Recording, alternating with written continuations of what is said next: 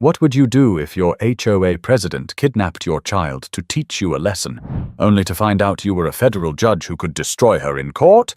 You don't expect a neighbor to hate your child over the sound of a basketball. But that's exactly how Monique Harlow's new life in Fairfax, Virginia began. She'd worked for years to reach a point where she could buy a home in a peaceful suburb, one with tree-lined streets, tidy lawns, and a neighborhood association that promised safety and harmony. The white two-story house at the end of Willow Glen Court felt like the kind of place her 8-year-old son Damien could finally run around without her worrying every second. They moved in early September. The air was still warm, and kids were riding bikes along the sidewalk while parents unpacked groceries from SUVs. Damien, bouncing with energy, found a basketball in one of the moving boxes and immediately started dribbling in their driveway. The ball made that crisp, rhythmic sound against the concrete. Thump, thump, thump.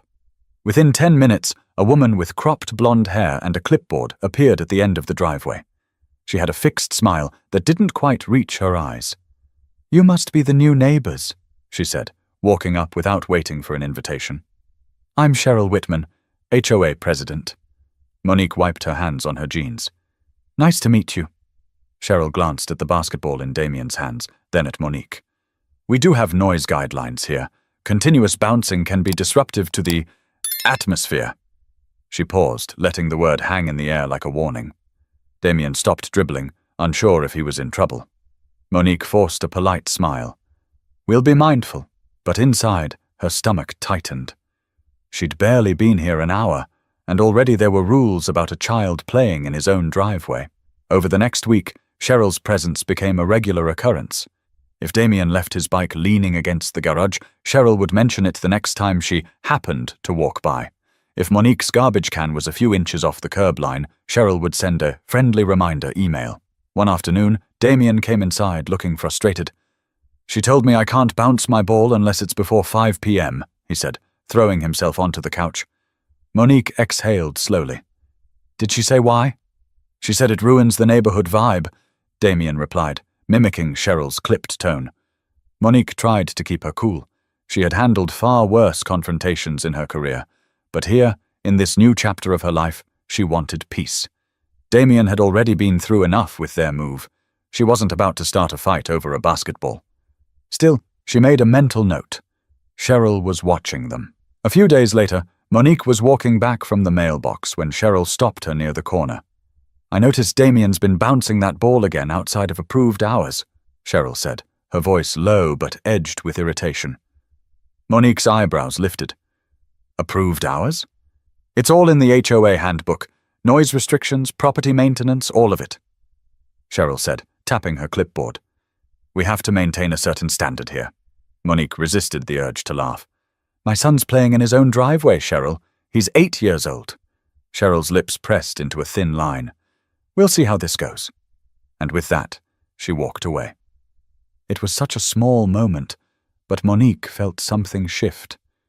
This wasn't about basketball. This was about control. In the evenings, Damien would still dribble his ball, though sometimes he'd glance toward the street to see if Cheryl was watching. Monique noticed. She also noticed how Cheryl's car seemed to pass their house more often than coincidence would explain.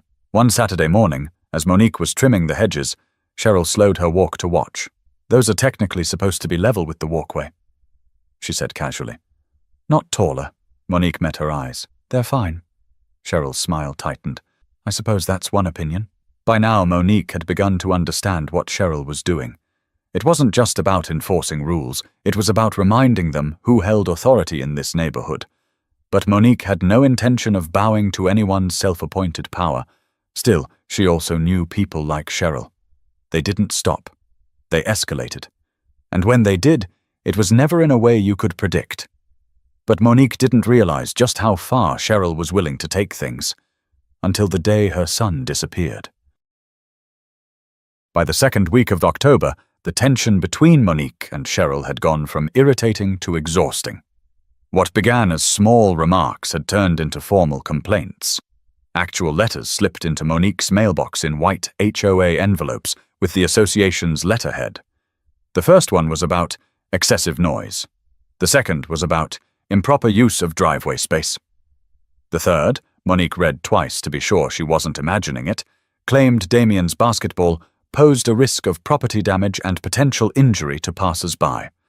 Monique kept the letters in a folder in the kitchen drawer, not because she planned to use them for anything, at least not yet, but because she wanted a record. Her legal training had taught her one thing: documentation mattered. One Thursday afternoon, Monique came home from court later than usual. Damien was sitting at the kitchen table, sketching in his notebook. His basketball lay on the counter. "Everything okay today?" she asked, dropping her keys into the bowl by the door. He shrugged. Cheryl came over. Again. "She told me I can't leave my ball outside anymore because it's an eyesore." Monique bit her tongue. She'd spent years in courtrooms keeping her composure while listening to outrageous statements. But here, in her own home, it was harder to swallow her anger. "She didn't touch your ball, did she?" Damien shook his head. "No. She just stood there watching me put it away." Monique walked over and put a hand on his shoulder. "Don't worry about her. You just keep being you." The problem was, Cheryl seemed determined to make being Damien as difficult as possible. That weekend, Monique attended her first HOA meeting at the community center. She had no intention of starting an argument. She wanted to see for herself how the board operated. She sat in the back, listening as residents discussed landscaping budgets and plans for holiday decorations. Then Cheryl stood up to speak. "We have a matter of ongoing concern," she began, her voice carrying easily through the small room. "A resident's child has been repeatedly violating noise restrictions. This has been addressed informally and formally, but the issue persists." Every head in the room turned toward Monique. Monique stayed calm. "If you're referring to my son playing basketball in our own driveway, perhaps you should address me directly rather than making it a public spectacle." Cheryl's smile was thin. "We address all community violations publicly, so everyone is aware of ongoing issues. It's in the bylaws." Monique tilted her head. "I've read the bylaws. They don't mention basketball." A low murmur went through the room. A man sitting near the front coughed into his hand to hide a grin. Cheryl shifted her weight. "It's about maintaining an environment of peace. Everyone deserves to enjoy their property without constant disruption." Monique's voice was steady. "Everyone includes children. And last I checked, children playing outside in daylight hours is not a disruption. It's life." The meeting moved on, but Monique noticed Cheryl avoiding her eyes for the rest of the evening. She knew that meant something. Cheryl wasn't the type to back down. Over the next few days, small things started to happen. Damien's basketball hoop was tipped over one morning, lying flat on the driveway. The potted plants by their front door were moved just enough to look off balance. Monique couldn't prove it was Cheryl, but she didn't need proof to know. On Tuesday, Monique returned from work to find a bright orange HOA violation notice taped to her front door. The reason? "Basketball hoop placement obstructing community aesthetic." Damien was in the living room, watching TV. "She came by again," he said quietly. Monique took the notice down and crumpled it in her hand. She'd been patient, but it was clear patience wasn't going to change Cheryl's behavior. That night, she called her friend and former colleague, U.S. Marshal Victor Dean. She didn't tell him everything, just that a neighbor was starting to cross lines. "Keep an eye on it," Victor advised. "People like that. They can't stand losing control." Monique agreed, and she made herself another mental note. If Cheryl kept pushing, she would push back. Hard. But before Monique could even decide how to handle it, the situation escalated in a way she could never have imagined.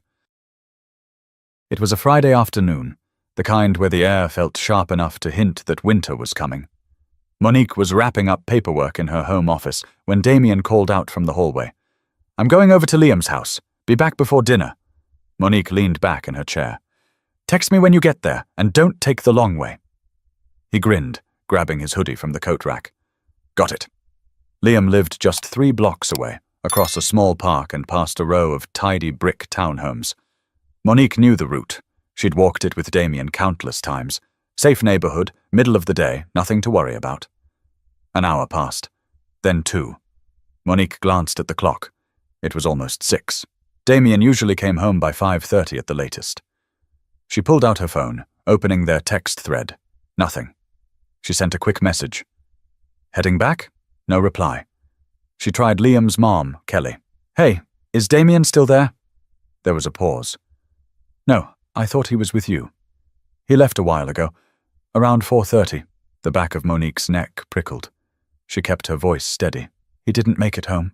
Kelly's tone changed instantly. Do you want me to check outside? Yes, please. I'm going to walk the route.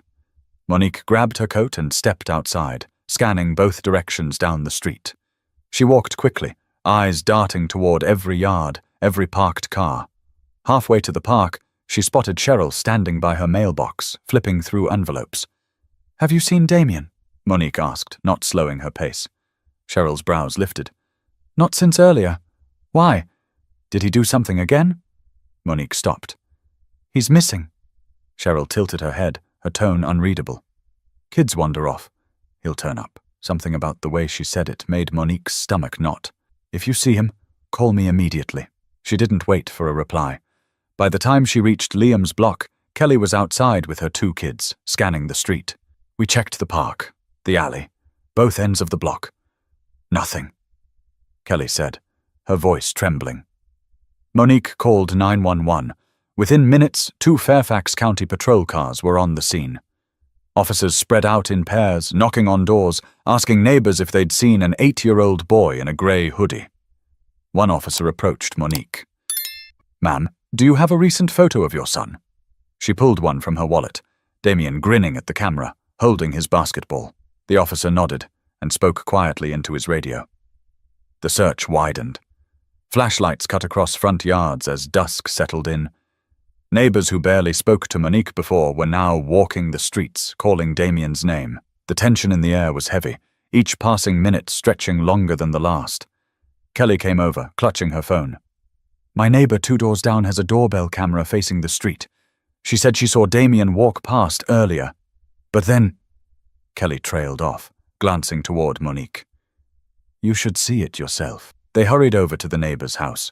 The footage was grainy but clear enough. Damien appeared in the frame, walking with his hands in his hoodie pocket. Then, from the opposite direction, Cheryl's silver SUV rolled into view. The car slowed to a stop beside him. Damien paused. Cheryl got out, speaking to him briefly before gesturing toward the vehicle. He hesitated, then walked with her to the passenger side. She opened the door, and he got in. The SUV drove away. The neighbor covered her mouth. Oh my God! Monique's hands tightened into fists. Her voice was calm, but her pulse thundered in her ears. Send that to the police. Right now!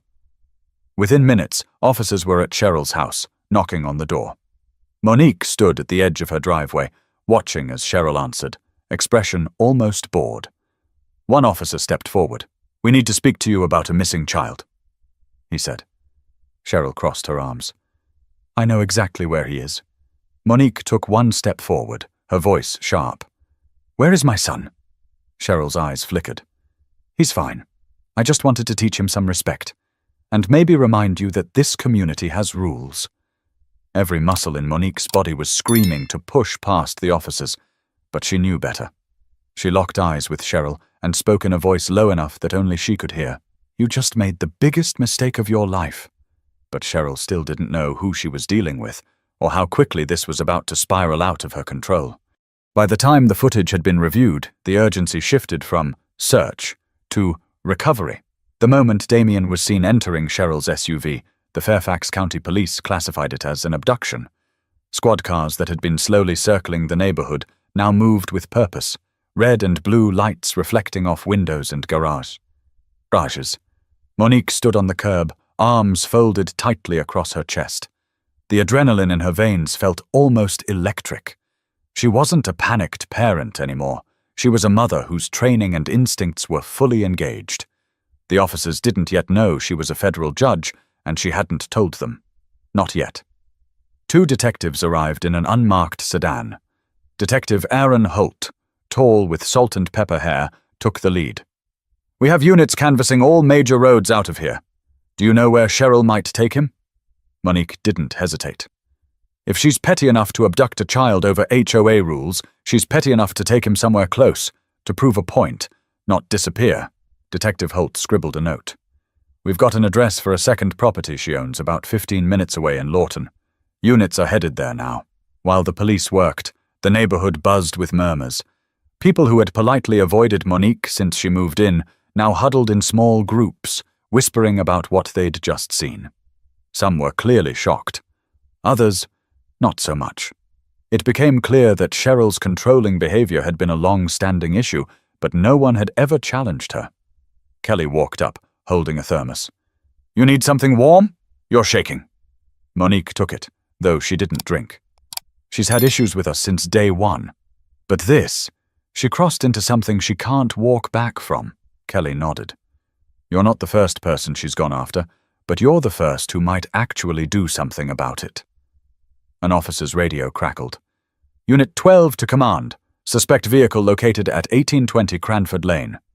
Stand by." Everyone seemed to stop breathing. Within minutes, an update came through. "Child located. Safe." Relief washed over Monique, but it was mixed with something colder. Anger, sharp and focused. She wanted to see Damien, to hold him, but she also wanted to know exactly what Cheryl had said to him. A patrol car pulled up, and Damien stepped out, clutching his basketball. His cheeks were red from the evening air, his eyes wide but dry. Monique dropped to one knee, pulling him close. "You okay, baby?" she asked softly. He nodded against her shoulder. "She said you were in trouble. She told me to get in so she could explain." Monique's grip tightened. "You listen to me. If anyone ever says something like that again, you run. You run and yell until someone hears you." Damien nodded again, his small hands clutching her coat. Cheryl, meanwhile, was being led toward another cruiser. Her expression wasn't panicked. It was annoyed. "I told you I was just keeping him safe until I could speak to his mother. This is all a misunderstanding," she said loudly enough for the gathering crowd to hear. Detective Holt stepped in. "Ma'am, you're under arrest for abduction and unlawful restraint. Anything you say can and will be used against you in a court of law." Cheryl's eyes darted toward Monique. "You think you've won? You don't know how this works. I've been here for 15 years. People listen to me." Monique met her gaze without flinching. "They're about to listen to someone else." The police took Cheryl away. The crowd slowly dispersed, though a few neighbors lingered, watching Monique like they were seeing her for the first time. Kelly stayed beside her, arms crossed. "She's going to regret this," Kelly muttered. Monique looked down at Damien, who was now gripping her hand tightly. "No," she said quietly. "She already does." But Cheryl still had no idea who Monique truly was, or just how much her connections would turn this into more than a neighborhood dispute. The following morning, Monique woke to the sound of her phone buzzing on the nightstand. She glanced at the screen. "Detective Holt." "Morning," she answered, her voice still rough from sleep. "Sorry to wake you. We've been going through all the footage from the neighborhood. There's more you need to see," Holt said. His tone was clipped, businesslike, but there was an edge that told her it wasn't routine. "Is Damien going to hear this?" Monique asked. "Not unless you want him to. We can meet at the precinct." By the time she arrived, a large monitor had been set up in the small conference room. Holt was there, along with Officer Keegan, a younger patrolman who had been part of the search the night before. They greeted her, and Holt got right to it. "This is from another neighbor's doorbell cam, 2 houses down from where we saw Damien get into Cheryl's car." The video started. Damien walked along the sidewalk, hands in his hoodie pockets, looking down at the ground. Cheryl's SUV pulled up alongside him. This part, Monique had already seen. But what came next made her jaw tighten. After Damien got in, Cheryl leaned out her window toward someone across the street, a man raking leaves in his yard. She waved and smiled, like she was giving a casual hello. The man waved back. Then she drove off, as if nothing unusual had happened. "She wanted to be seen," Monique said flatly. Holt nodded. "That's what we're thinking. We interviewed the man in the yard. He told us she said something like, 'Don't worry, just borrowing him for a bit.'" Monique's grip on the edge of the table tightened. "Borrowing him?" Keegan looked uncomfortable. "She made it sound like she had your permission. That's the only reason the guy didn't think twice about it." Holt paused the footage. "Here's the part we really wanted you to see. Same day, earlier in the afternoon, the screen went black for a moment, then a different angle came up, this time from a house at the far end of the block. It showed Cheryl's SUV slowly cruising past Monique's house twice before finally parking halfway down the street. She sat in the driver's seat for several minutes, not moving. Then, just before Damien came into frame, she started the car again. Monique's voice was low but steady. That's premeditation. Exactly, Holt said. This wasn't some spur-of-the-moment decision. She was watching for him, waiting. Monique leaned back in her chair, exhaling slowly. Her mind was already in legal mode. That changes how this gets charged. Holt gave her a pointed look. I hear you've got a legal background. She held his gaze. I'm a federal judge. Keegan's eyes widened. Well, that explains the composure last night. Holt leaned forward, lowering his voice. Ma'am, that means we're in a different ballgame. You understand this could easily be elevated beyond state charges, right? Yes, Monique said. And I want it elevated. She didn't just take my son. She used her position in the HOA to intimidate and target us. I've read cases like this before. They don't end well for the person who thinks the rules don't apply to them. Holt nodded. We've already contacted the U.S. Attorney's Office. If they take it, Cheryl's looking at federal kidnapping charges on top of everything else. Monique thought of Cheryl's smug expression the night before, her arrogance even as she was led to a police car.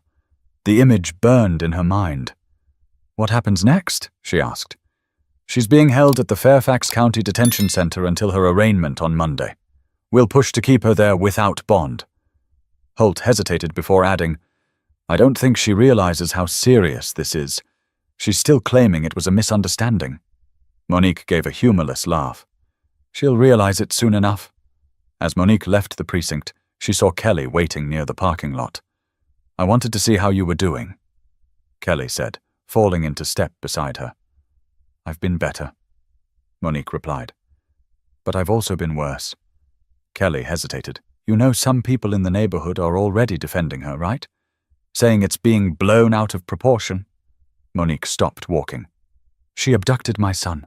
If they think that's overblown, they can explain it to a jury. Kelly gave a small nod.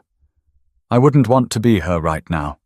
But Cheryl still had allies, and some of them were already working to twist the story in her favor.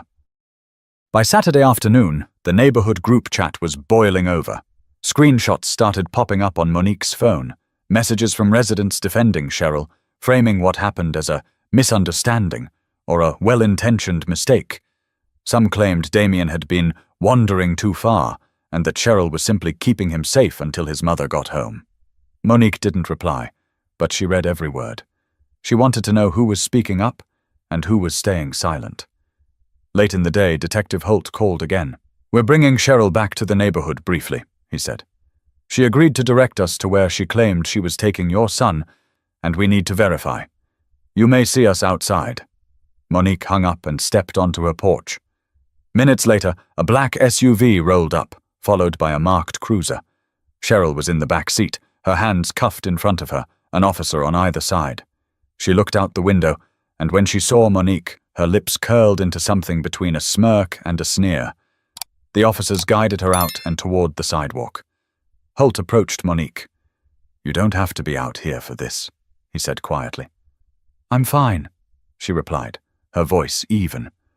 Cheryl took her time walking over, as if this was all some inconvenience. Monique, she said, as though greeting an old friend. You've really overreacted here. Monique crossed her arms. You took my child without permission. There's no overreaction to that. Cheryl's tone was patronizing, almost rehearsed. I was trying to protect him. He was walking alone and you weren't around. This community values safety. Something you clearly don't understand, one of the officers interjected. Ma'am, let's stay focused on the route you took yesterday. But Cheryl ignored him, still staring at Monique. You came in here thinking you could bend the rules, that you could ignore the standards we've all worked hard to maintain. I was showing you there are consequences. Monique took one slow step closer. You think HOA rules give you the right to abduct a child? You're about to learn what real consequences look like. For the first time, Cheryl's expression faltered. It was brief, but Monique caught it. Let's move, Holt said to his team, steering Cheryl toward the SUV. She threw one last glance over her shoulder, but the smugness was gone. After they left, Kelly crossed the street toward Monique. "I heard everything," she said. "She's not scared yet, but she will be." "She doesn't even know the half of it," Monique replied. Later that evening, Monique's phone rang again. This time it was Victor Dean, the U.S. Marshal she'd called earlier in the week. "I heard about your situation," he said. "Word's already making its way up. People are watching this." "Good," Monique said. "She thinks she's untouchable because she runs an HOA. I want her to see how wrong she is." Victor chuckled grimly. "She's about to get a crash course in federal law." The next morning, Monique stopped by the local grocery store. It didn't take long for whispers to follow her down the aisle. A woman she'd never spoken to before approached cautiously. "I just want you to know, not everyone here agrees with what Cheryl did." Monique offered a small nod. "I appreciate that. But," the woman added, glancing around, "there are some who think you're trying to ruin her. They say you're using your position to make an example out of her." Monique didn't flinch. If holding someone accountable for kidnapping is ruining them, then yes, I'm making an example. Outside, Kelly was waiting by her car. "Thought you should know. Some of Cheryl's friends are organizing a petition to have the charges dropped." Monique stared at her. "They can collect all the signatures they want. The U.S. Attorney's Office doesn't care about neighborhood petitions." Kelly smirked. "I almost feel sorry for them." Monique shook her head. "Don't. They've been letting her bully people for years. It's about time someone pushed back." But Cheryl's supporters weren't just circulating petitions. They were preparing to twist the narrative in a way that could make Monique the villain in her own story. By Monday morning, the neighborhood's division was no longer whispered. It was visible. Small clusters of residents stood in driveways, speaking in low voices. Some looked at Monique with a nod of quiet solidarity. Others avoided eye contact entirely. It didn't matter. Monique's attention was on the courthouse in Alexandria, where Cheryl's arraignment was set for 9 a.m. She arrived early, dressed in a dark suit, hair pulled back, every bit the composed professional. Damien stayed home with Kelly, who had insisted on keeping him away from the spectacle. Inside the courthouse lobby, Monique could feel eyes on her. Some were local reporters, cameras slung over their shoulders, waiting for the story to walk through the door. Others were attorneys who recognized her. Detective Holt approached her near the security checkpoint. "They've just brought her in. She's still treating this like a minor infraction. The magistrate's going to have an earful." Monique gave him a brief nod. "Good." When Cheryl was led into the courtroom, she wore a beige jumpsuit and carried herself like she was at a board meeting, not a criminal hearing. Her eyes swept the gallery, landing on Monique. That smirk tried to return, but it faltered when Cheryl noticed the row of unfamiliar suits seated behind the prosecution table. Federal prosecutors from the U.S. Attorney's Office. The hearing began with the local charges: abduction, unlawful restraint, child endangerment. Then the assistant U.S. attorney stood and addressed the judge. "Your Honor, due to the premeditated nature of this offense and the defendant's abuse of authority within a governing body, the United States intends to pursue federal kidnapping charges under 18 U.S.C." The room shifted. Even the reporters looked up from their notepads. Cheryl turned toward her public defender, her voice sharp enough to carry. "What is this? I didn't cross state lines." The prosecutor continued, without missing a beat. "Jurisdiction is warranted given the federal nature of the victim's parents' position. The mother, Judge Monique Harlow, is a sitting United States District Court judge, appointed last year. This constitutes an offense against a federal official's family member, which brings the matter under federal purview." The weight of the words settled over the room. Cheryl's head turned back toward Monique, confusion flickering across her face before it hardened into something closer to panic. Monique met her gaze evenly. There was no triumph in her expression, only the quiet certainty of someone who had been underestimated for far too long. The magistrate ordered Cheryl held without bond, citing her lack of remorse and the potential risk to the community. As the deputies escorted her out, she glanced over her shoulder one last time, but there was no smugness left. Outside, the courthouse steps were crowded with reporters. Questions flew the moment Monique emerged. "Judge Harlow, can you confirm you were the target of ongoing harassment by the HOA president before the incident? Do you believe this was racially motivated?" Will you be pursuing civil action in addition to criminal charges? Monique paused at the bottom of the steps. I will say this. No one in any position of authority, whether elected, appointed, or self-appointed, has the right to abuse that authority to harm others.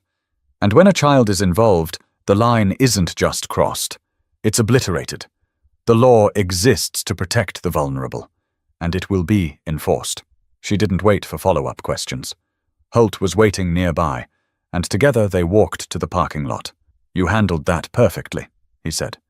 But you know this is going to get messy. People like her, they've got roots in their communities. Some folks won't care about the law. They'll care about loyalty. I'm ready for that, Monique replied. And I've got my own roots now. That evening, back in Willow Glen Court, Kelly came over with dinner for Damien. The neighborhood's buzzing, she said, setting the casserole dish on the counter. Half of them think you're a hero. The other half, well, they're muttering about how you set her up. Monique arched a brow. Set her up? By existing? Kelly shrugged. People will believe what they want, but the thing is, they're starting to realize you're not someone who can be pushed around. Monique looked toward the front window, where porch lights glowed in the dark. Good. Maybe they'll think twice before trying. But while Cheryl was now behind bars, her influence in the neighborhood wasn't gone, and some of her allies were already laying the groundwork to strike back.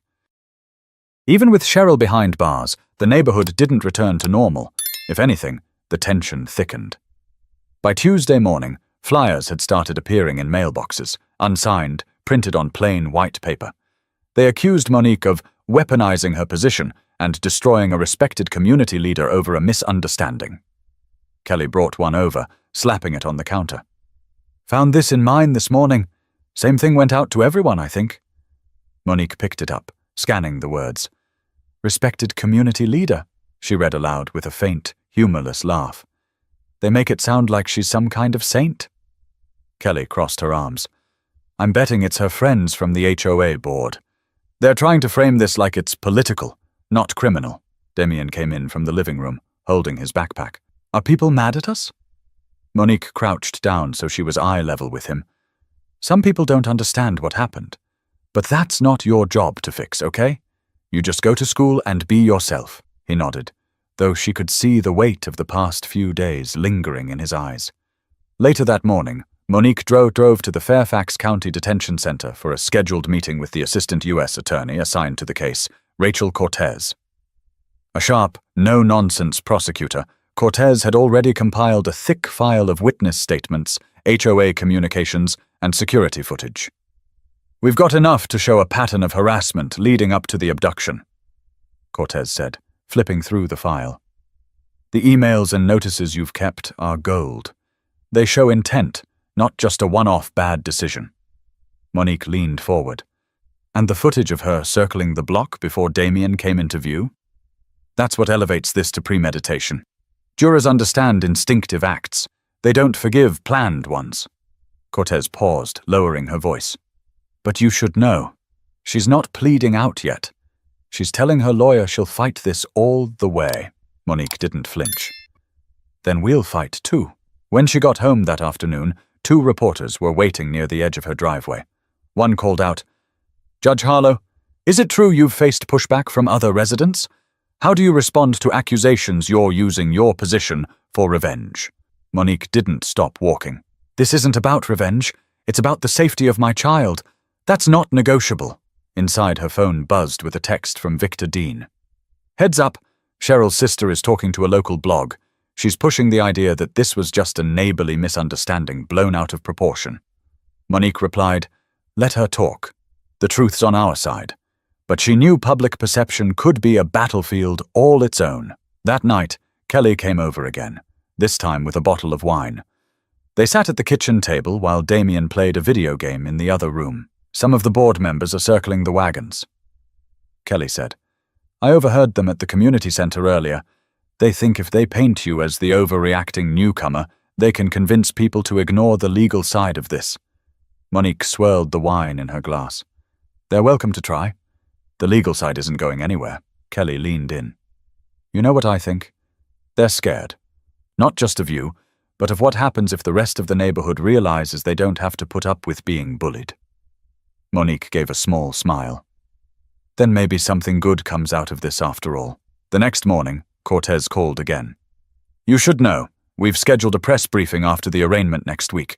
We're going to make it clear this isn't just about one family's dispute. It's about abuse of authority in any form. Monique looked out the kitchen window, watching the sun rise over the street. Good, she said. That's exactly the message people need to hear.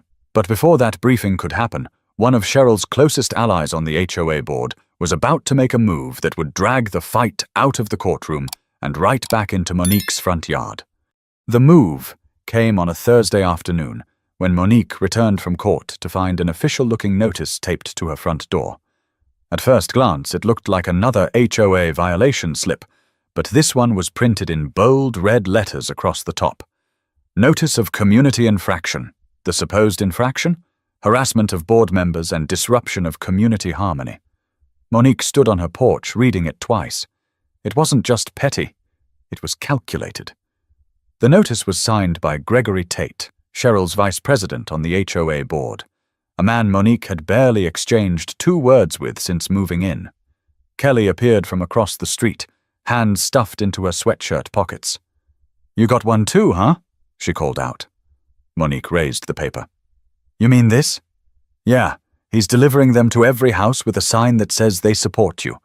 I saw him taping one on the Hendersons' door about an hour ago. Monique shook her head slowly. They're trying to intimidate anyone who doesn't side with them. Kelly stepped closer, lowering her voice. It's working on some people.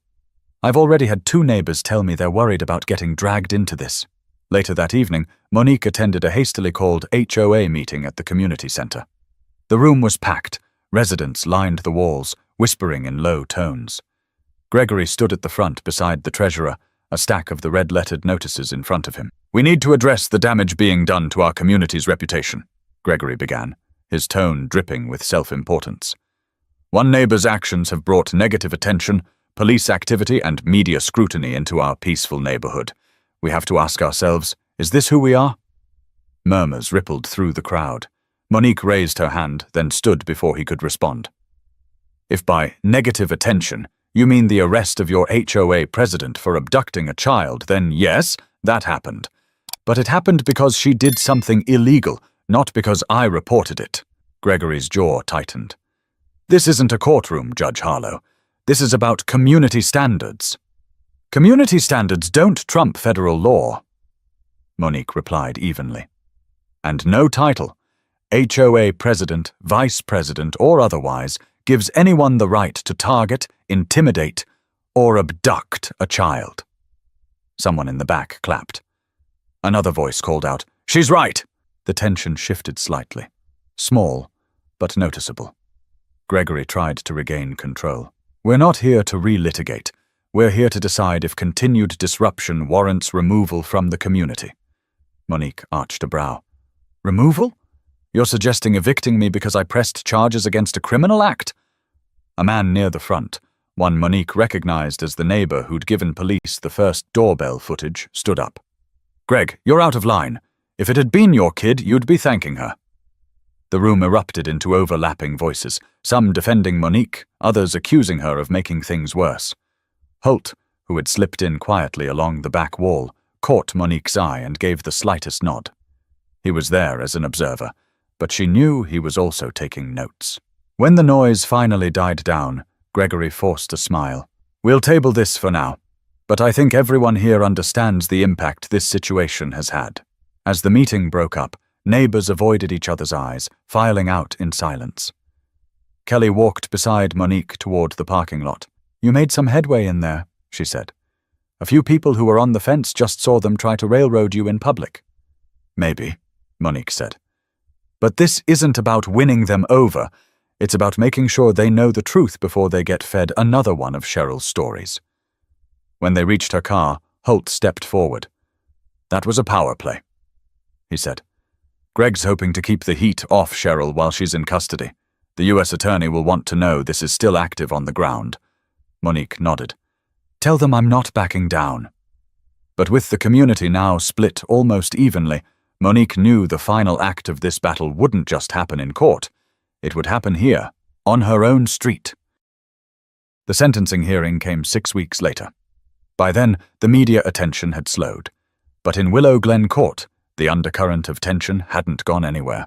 Some houses kept their blinds shut when Monique walked past. Others gave a quiet wave. Damien sat in the front row of the courtroom beside Kelly, clutching the same basketball he'd been holding the day Cheryl pulled up beside him. He was taller now, or maybe just carrying himself differently. The innocence of that first day in Fairfax had been replaced with something more watchful. When Cheryl was brought in, she looked smaller somehow, her tan jumpsuit swallowing the posture she once used like armor. Her lawyer spoke for her, asking for leniency, citing her decades of community service and claiming she'd only meant to protect Damien. The assistant U.S. attorney didn't waste words. This was not protection. It was control. It was an abuse of authority, calculated to intimidate a federal judge through her child. The defendant had ample time to reconsider her actions and chose not to. This was deliberate. When it was Monique's turn to address the court, she stood without hesitation. "Your Honor, this is not just about my son. This is about every person who's ever been told someone else's rules are more important than their rights. My son was taken because someone decided her position gave her power over us. But titles don't excuse cruelty, and authority doesn't erase accountability." The judge sentenced Cheryl to 8 years in federal prison, followed by supervised release. A gasp went through the courtroom, not because it was unjust, but because it was final. There would be no HOA meetings to overturn it, no petitions to soften it. Outside on the courthouse steps, reporters crowded forward again. Monique spoke clearly, her voice steady. Laws exist to protect the vulnerable. If we allow them to be bent for convenience, we put every child, every neighbor, every community at risk. This was never about personal grudges. It was about drawing a line that no one has the right to cross. Back in the neighborhood, the change was subtle at first. The flyers stopped appearing. Gregory Tate stepped down from the HOA board. People who had kept their distance began greeting Monique and Damien more openly. Some even admitted they'd been afraid to speak up while Cheryl was in charge. One afternoon, Damien was outside in the driveway, dribbling his basketball again. The sound echoed down the street, steady, confident. Kelly was leaning against her car, watching him with a small smile. "He's back to himself," she said quietly. Monique nodded. "That's all I wanted." As the sun dipped low, a few neighborhood kids joined Damien, laughing as the ball bounced between them. For the first time since moving in, Monique didn't feel the weight of being watched. She walked over to where Damien was standing. "Hey," she said softly. "What did you learn from all this?" He thought for a moment. "That some people will try to scare you just because they can. But you can't let them," Monique smiled. "Exactly. And that's true no matter how old you are." They played a few rounds of one-on-one until the porch lights started flicking on up and down the street. The laughter carried into the evening, a quiet reclaiming of the space Cheryl had tried to control. No matter where you live or who your neighbors are, remember this. Power is only as strong as the silence it's built on. Speak up, protect your people, and never let someone convince you they're above the law. If you believe every community should be safe for every family, make sure you're subscribed, because more stories like this one need to be told.